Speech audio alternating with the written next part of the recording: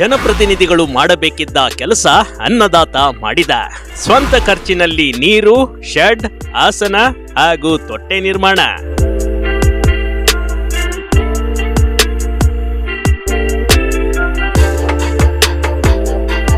ಕೆಲವೊಮ್ಮೆ ಹಾಗೆ ನೋಡಿ, ಜನಪ್ರತಿನಿಧಿಗಳು ತಾವು ಆಯ್ಕೆಯಾಗಿ ಬಂದಿರುವ ಗ್ರಾಮದ ಜನರನ್ನ, ತನ್ನ ಕ್ಷೇತ್ರದವರನ್ನ ಮರ್ತೇ ಬಿಟ್ಟಿರ್ತಾರೆ.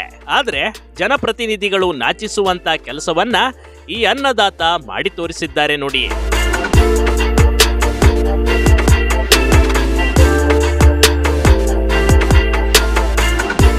ತಮ್ಮ ಜಮೀನಿನ ಪಕ್ಕ ಜನರಿಗೆ ವಿಶ್ರಾಂತಿ ಪಡೆಯಲು ಶೆಡ್ ನಿರ್ಮಾಣ ಮಾಡಿದ್ದಾರೆ.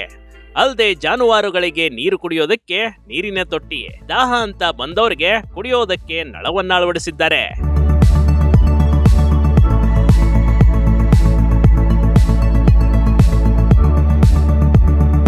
ಸಾಕಷ್ಟು ಬಾರಿ ಜನಪ್ರತಿನಿಧಿಗಳಿಗೆ ಈ ಬಗ್ಗೆ ಹೇಳಿದ್ದ ಅನ್ನದಾತ, ಆದರೆ ಜನಪ್ರತಿನಿಧಿಗಳ ನಿರ್ಲಕ್ಷ್ಯಕ್ಕೆ ಬೇಸತ್ತು ತಮ್ಮ ಸ್ವಂತ ಖರ್ಚಿನಲ್ಲಿ ಜನರಿಗಾಗಿ, ಜಾನುವಾರುಗಳಿಗಾಗಿ ಒಂದೊಳ್ಳೆ ಕೆಲಸ ಮಾಡಿದ್ದಾರೆ.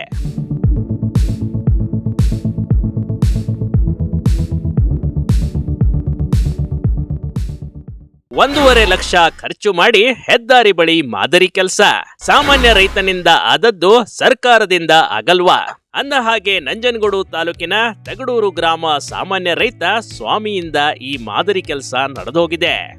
ತಮ್ಮ ಸ್ವಂತ 1.20 ಲಕ್ಷ ರೂಪಾಯಿ ಹಣದಲ್ಲಿ ಹೆದ್ದಾರಿ ಬದಿಯಲ್ಲಿ ಜನರಿಗೆ ಅನುಕೂಲವಾಗುವ ಕೆಲಸ ಮಾಡಿ ತೋರಿಸಿದ್ದಾರೆ. ಪ್ರಯಾಣಿಕರಿಗಾಗಿ ನೀರಿನ ವ್ಯವಸ್ಥೆ, ದಣಿದು ಬಂದವರಿಗೆ ಕೂರಲು ಆಸನ, ಮಳೆ ಬಿಸಿಲಿನ ವೇಳೆ ವಿಶ್ರಾಂತಿ ಆಶ್ರಯ ತಂಗುದಾಣ, ಪ್ರಾಣಿ ಪಕ್ಷಿಗಳು ಮತ್ತು ಜಾನುವಾರುಗಳಿಗಾಗಿ ನೀರಿನ ತೊಟ್ಟಿ ನಿರ್ಮಾಣ, ಅಲ್ಲದೆ ಜಮೀನಿನ ಮರಗಳಲ್ಲಿ ಪಕ್ಷಿಗಳ ಅನುಕೂಲಕ್ಕಾಗಿ ಪಕ್ಷಿಗೂಡುಗಳ ನಿರ್ಮಾಣ ಮಾಡಿದ್ದಾರೆ.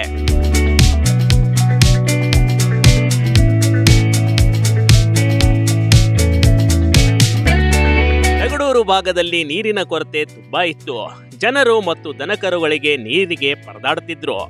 ಮಳೆ ಬಿಸಿಲು ಎನ್ನದೆ ಪ್ರಯಾಣಿಕರು ರಸ್ತೆಯಲ್ಲಿ ಓಡಾಡ್ತಿದ್ರು. ಅದನ್ನ ನೋಡಿ ನನಗೆ ನೋವಾಯ್ತು. ಕಳೆದ 2 ವರ್ಷದ ಹಿಂದೆ ಮೊದಲು ಜಾನುವಾರುಗಳಿಗೆ ಮತ್ತು ಪ್ರಯಾಣಿಕರಿಗೆ ಕುಡಿಯುವ ನೀರಿನ ವ್ಯವಸ್ಥೆ ಮಾಡಿದೆ. ಆಮೇಲೆ ಕೂರಲು ಆಸನ ಹಾಕಿದೆ ಅಂತಾರೆ ರೈತ ಸ್ವಾಮಿಯವರು. ಇತ್ತೀಚೆಗೆ ಅಲ್ಲಿ ಕೆರೆ ಇದೆ ಮೇಡಮ್. ಸುಮಾರು ವರ್ಷದಿಂದ ಕೆರೆಗೆ ಮಳೆ ಇದ್ದೇ ನೀರಿಲ್ಲ. ದನ ಕರುಗಳಿಗೆ ಸ್ವಲ್ಪ ಕುಡಿಯೋಕ್ಕೆ ಗಿಡಕ್ಕೆ ನೀರಿಗೆ ತೊಂದರೆ. ಅದನ್ನು ನಾನು ಆಲೋಚನೆ ಮಾಡಿಕೊಂಡು ನಾನು ಬೋರ್ ಮಾಡಿಸಿ ನೀರು ಬಂದರೆ ನನ್ನ ಮನಸ್ಸಲ್ಲಿ ಈ ಥರ ತೊಟ್ಟಿ ಎಲ್ಲ ಇಡ್ತೀನಿ ಅಂತ ಒಂದು ಅಂದ್ಕೊಂಡಿದ್ರಿ. ಅದರಿಂದ ಮಾಡಿಸಿದ್ದೀರ. ಮತ್ತು ಇದು ಶೆಡ್ಡನ್ ರೀತಿನೂ ಮಾಡಿದ್ದೀರಾ? ಅದು ಏನಕ್ಕೋಸ್ಕರ ಮಾಡಿದೆ ಅಂದರೆ ಮೇಡಮ್, ಅದು ನಾನು ಕ್ಯಾಮ್ರಾಗಳು ಹಾಕ್ಸಿದ್ದೀನಿ ಮೇಡಮ್. ಅದನ್ನು ಕೆಲವರು ಆ ಕಡೆ ಎಲ್ಲೂ ನಿಂತ್ಕೊಳ್ಳೋಕ್ಕೆ ಮೇಡಮ್, ಈ ಕಡೆ ಹೋದರೆ ಮಡಳ್ಳಿಗೆ ಹೋಗ್ಬೇಕು, ಈ ಕಡೆ ತಗಡೂರ್ಗೆ ಹೋಗ್ಬೇಕು ಮೇಡಮ್. ಜನ ಕೆಲವರು ಬಂದರೆ ನಾನು ಇದ್ದಾಗ ಒಳಗಡೆ ಬರ್ತಾಯಿದ್ರು ಮೇಡಮ್. ನಾನು ಇಲ್ಲದೆ ಇದ್ದಾಗ ಅಲ್ಲಿ ಬಂದು ಪಾಪ ಬೀಗ ನೋಡ್ಬಿಡೋದು, ಹೋಗೋದು. ಈ ಲೇಡೀಸ್ ಎಲ್ಲ, ಯಂಗ್ಸ್ಟರ್ಗಳು, ಗಂಡ ಹೆಂಡತಿ ಅಂತೇವರೆಲ್ಲ ಇದು ಮಾಡ್ತಿದ್ರು. ಆಗ ನಾನು ಕೂತ್ಕೊಂಡು ಯೋಚನೆ ಮಾಡಿದೆ ಮೇಡಮ್, ನಾನು ಇಟ್ಗಲೆ ಕಟ್ಸೋಣ ಅನ್ನೋಕ್ಕೆ ಅದು ಮೇನ್ ರೋಡ್ ಮೇಡಮ್. ನಾಳೆ ದಿನ ಯಾರು ಹೊಡೆದಾಕ್ಬಿಡ್ತಾರೆ ಅಂತ ಆಗೇನು ಮಾಡಿದೆ, ಒಂದು 2 ತಾರ್ಪಾಲ್ ತಂದು ಅಲ್ಲಿರೋ ಫೋರ್ಸ್ಗಳನ್ನ, ನನ್ನ ಜಮೀನಲ್ಲಿ ಕೆಲವು ಫೋರ್ಸ್ಗಳಿದ್ದು, ನಮ್ಮ ಜೊತೆಗೊಂದಿಬ್ಬರು ಕರ್ಕೊಂಡು ನಾನು ಸೇರಿಕೊಂಡು ಸದ್ಯಕ್ಕೆ ಸೆಡ್ ಹಾಕೋಣ, ಆಮೇಲೆ ಬೇಕಾದ್ರೆ ಸೀಟ್ ಹಾಕೋಣ ಅಂತಿದ್ದೀನಿ ಮೇಡಮ್. ಅದಕ್ಕೆ ಸೀಟ್ ಹಾಕ್ಬೇಕು ಮೇಡಮ್, ಹಾಕ್ತೀನಿ ಮೇಡಮ್. ಅದೇ ಈಗ ಜನರಿಗೆ ಹೆಲ್ಪ್ ಆಗಲಿ ಅಂತ ಅಂದ್ಬಿಟ್ಟು ಈ ಕಾರ್ಯ ಅದೇ ಮೇಡಮ್. ನನಗೆ ಇನ್ನೇನಿಲ್ಲ ಮೇಡಮ್, ಈಗ ಆ ಕುಡಿಯೋಕ್ಕೆ ನೀರಿಗೆ ಮೇಡಮ್, ಕೆಲವ್ರಿಗೆ ಒಂದೊಂದು ಟೈಮಲ್ಲಿ ಇಲ್ಲಿ ನೀರು ಬಿಡೋದು ಲೇಟು, ಆಮೇಲೆ ಒಂದ್ಸತಿ ಡ್ರೈನೇಜ್ ನೀರೆಲ್ಲ ಹೋಗ್ಬಿಟ್ಟು ಸುಮಾರು ಜನಗಳಿಗೆ ಸ್ವಲ್ಪ ತೊಂದರೆ ಆಯ್ತಿತ್ತು ಮೇಡಮ್. ಅದಕ್ಕೆ ನಾನು ಸಾಧ್ಯವಾದಷ್ಟು ಅಲ್ಲಿ ನೀರು ಕೊಟ್ಟರೆ ಯಾರು ಬೇಕಾದವರು ಹಿಡ್ಕೊಳ್ಳಿ ಅಂತ ಅದೊಂದು ಟ್ಯಾಂಕ್ ಇಟ್ಟು ಡೈರೆಕ್ಟಾಗಿ ಲೈನ್ ಇದು ಮಾಡಿ ಮೇಡಮ್, ಅದೊಂದು ನೆಲ್ಲಿನ ಎನಿ ಟೈಮ್ ನೀರು ಬೀಳಂಗೆ ಮಾಡಿದ್ದೀನಿ ಮೇಡಮ್. ಯಾರು ಹಿಡ್ಕೊಳ್ಳಿ ಅಂತ. ಎಷ್ಟು ಖರ್ಚಾಯಿತು ಮೇಡಮ್? ಟೋಟಲು ನನಗೆ ಅವು 4 ತೊಟ್ಟಿ, ನೆಲ್ಲಿ, ಅದೆಲ್ಲ ನನಗೆ ಒಂದು 1,20,000 ಗಂಟೆ ಖರ್ಚು ಮಾಡಿದ್ದೀನಿ.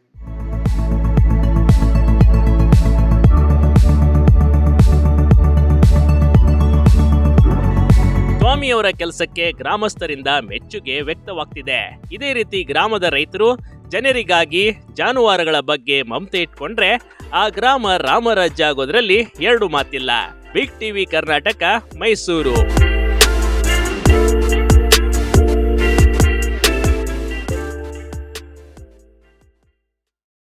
ಟಿವಿ ಕರ್ನಾಟಕ ಯೂಟ್ಯೂಬ್ ಚಾನಲ್ಗೆ ಈಗಲೇ ಸಬ್ಸ್ಕ್ರೈಬ್ ಮಾಡಿ. ಧನ್ಯವಾದಗಳು.